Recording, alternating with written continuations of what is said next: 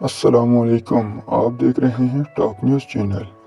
عمران خان کے وارنٹ گرفتاری لے کر کوئٹہ کی پولیس ٹیم لاہور پہنچ گئی۔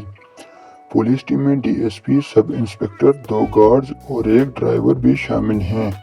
گرفتاری کے لیے اینٹی رائٹ فورس سمیت 1300 اہلکار طلب کیے جائیں گے۔ S P city Nadeem Quetta سے آنے والی پولیس ٹیم کی قیادت کر رہے ہیں۔ جوڈیشل مجسٹریٹ کوئٹہ کی عدالت نے عمران خان کو وارنٹ گرفتاری جاری کر رکھے ہیں۔